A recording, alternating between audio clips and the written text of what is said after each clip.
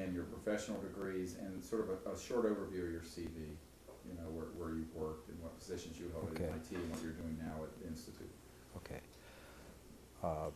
My name is Dr. Eugene Mallove. I'm currently the editor-in-chief of the international science and energy magazine called Infinite Energy, published in New Hampshire, but now in 38 countries. Also, I'm the director of the New Energy Research Laboratory, which is part of Infinite Energy magazine.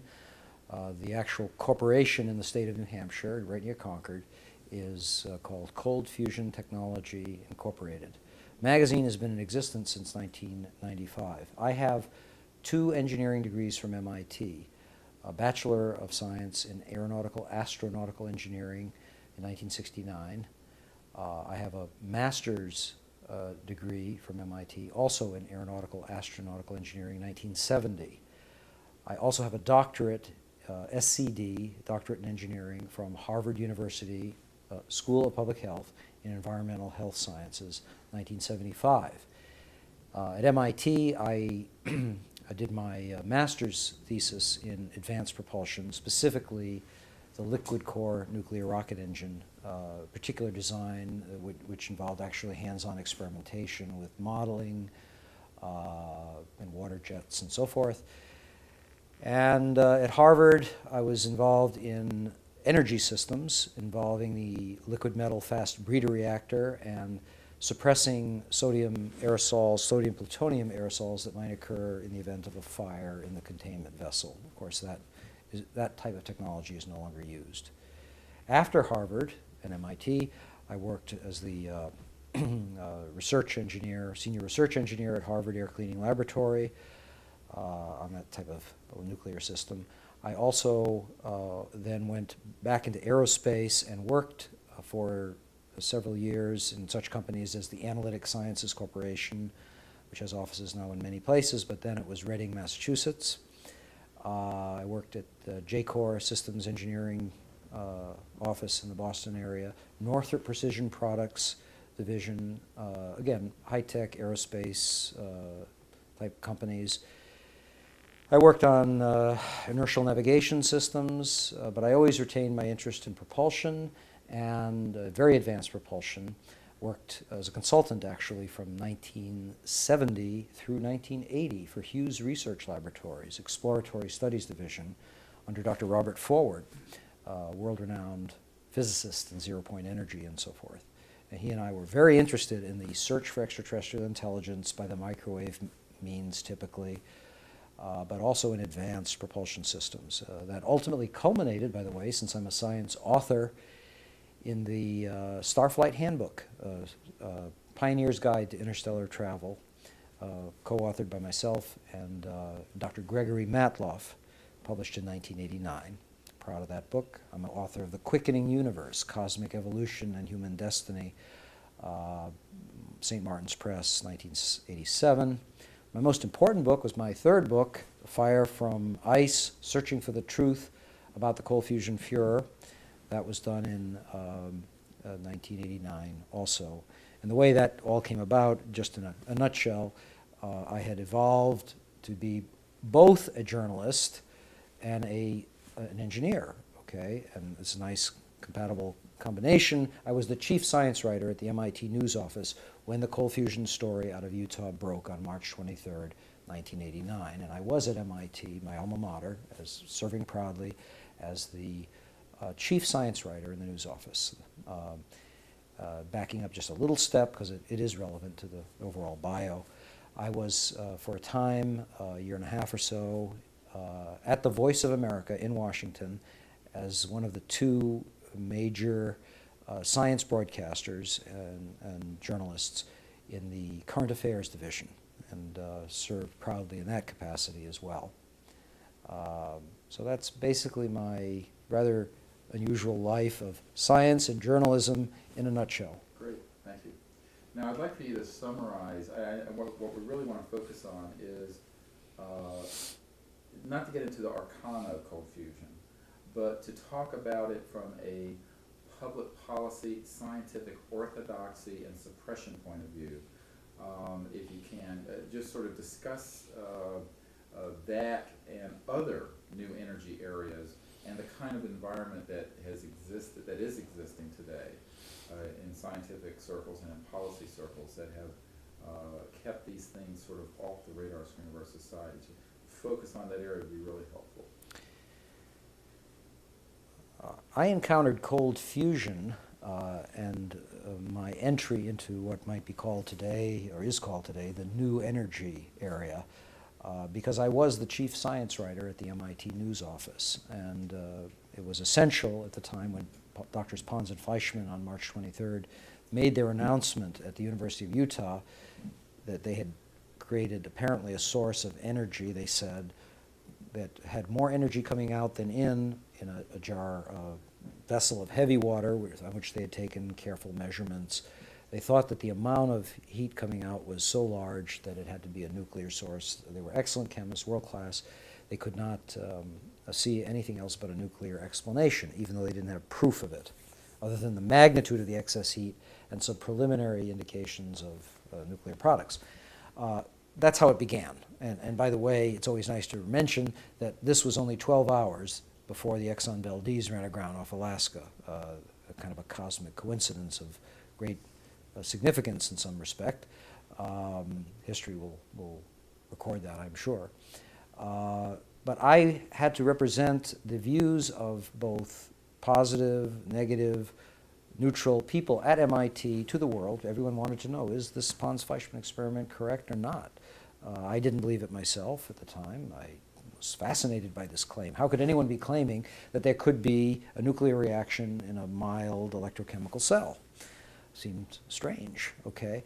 But I had to, as I say, interface with the press, and I was in a unique position, okay, to, as a scientist, engineer, and also writer and investigator, to explore the ramifications of how this story was emerging. And I did fairly quickly, seeing it accelerate. I had the opportunity to study the controversy and the dynamics. And I know a lot more now about what was really happening at MIT then. What we really had was a threat to the scientific establishment, even if it were perceived, as it was then and even today, as a bogus discovery, not a real discovery, not good science, bad science, false data, even though that was and is on the minds of the hot fusion physicists today and the high energy physicists.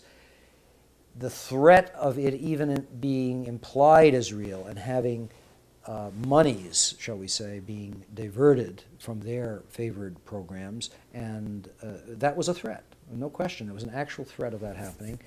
And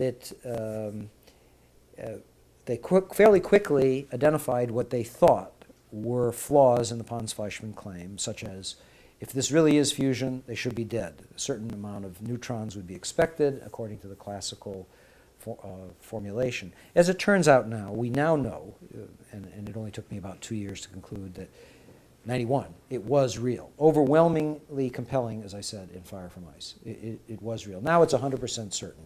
In fact, what Pons and Fleischmann found was only the tip of an iceberg.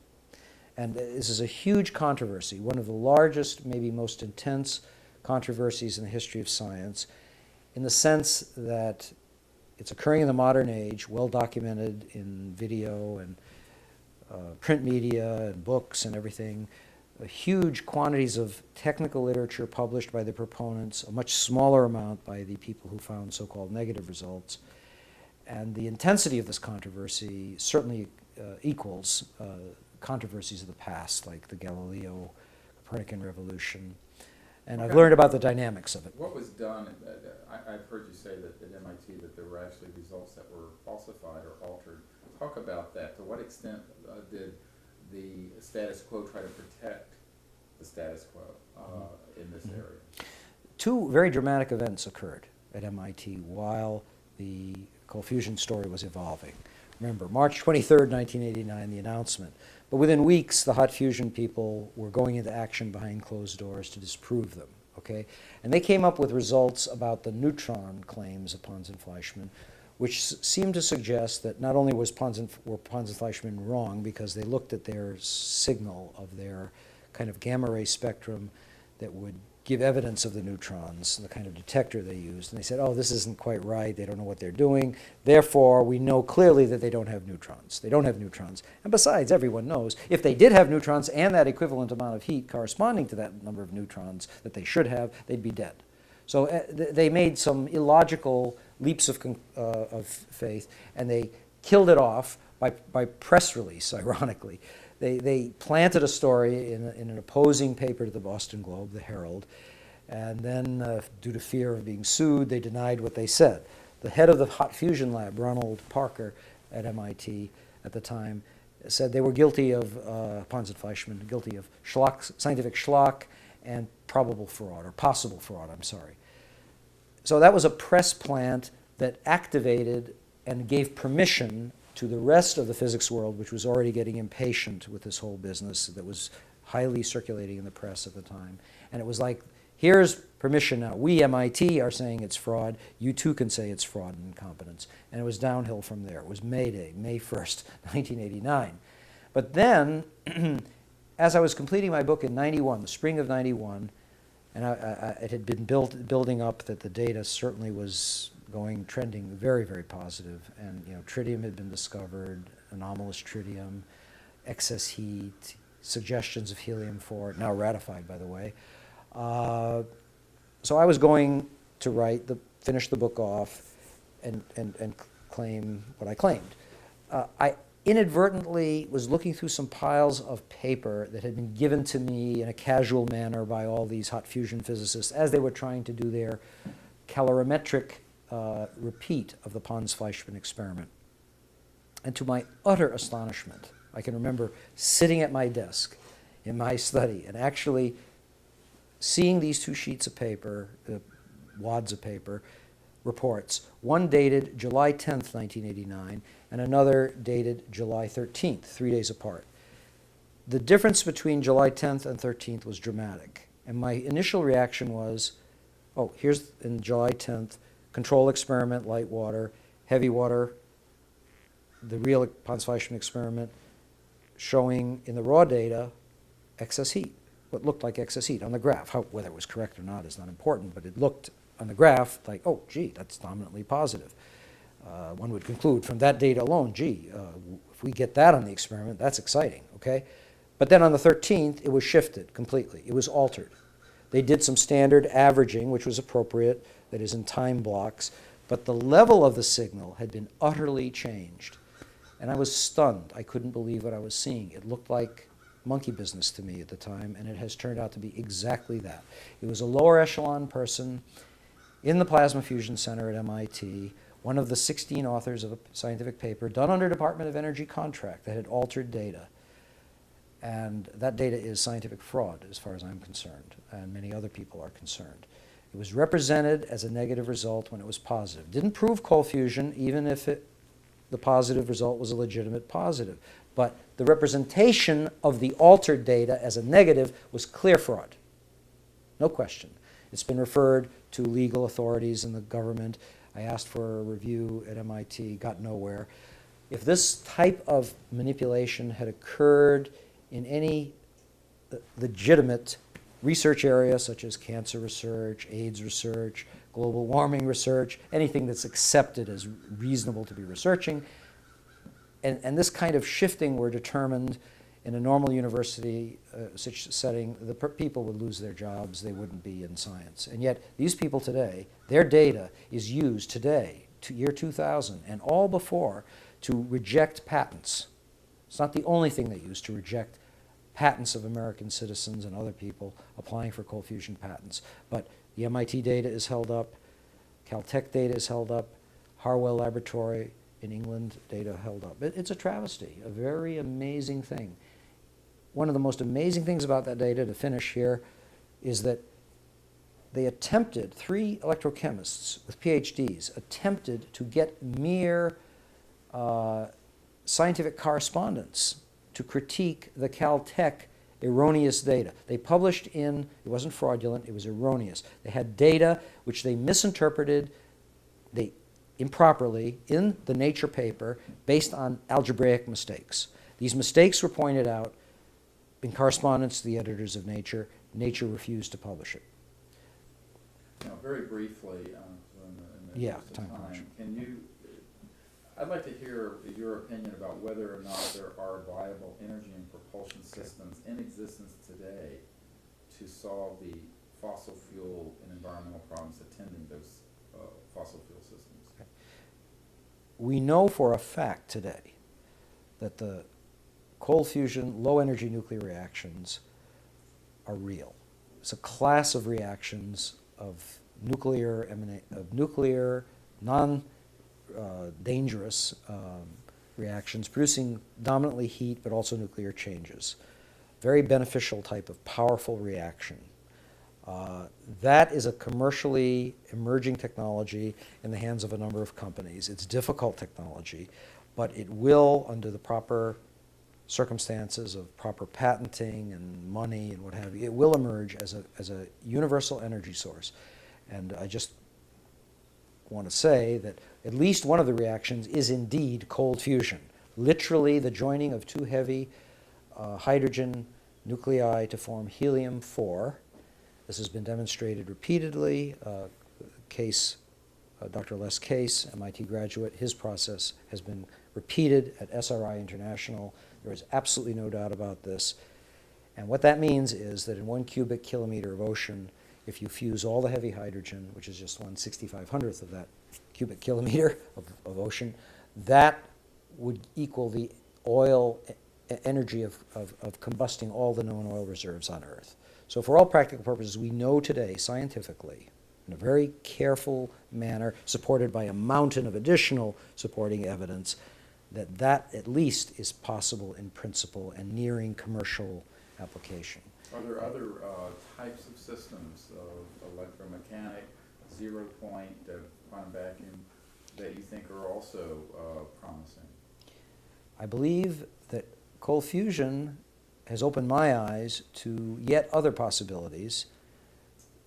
It definitely has opened my eyes to other possibilities, and these possibilities have now essentially come to become, in my mind, based on my evaluation of a number of devices I have seen or inferred or studied, without getting into details of what these devices are.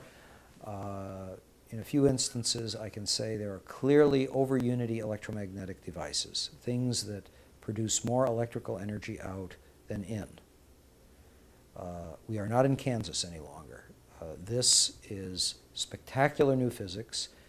It indicates that some rather dramatic cracks exist in the foundations of physics. Electromagnetic theory will require radical revision. It's been very successful so far in doing many things. One can predict radar and radio wave patterns of all kinds, but in the case of electromagnetic motors and some other types of devices and arc discharges and what have you, it's wrong.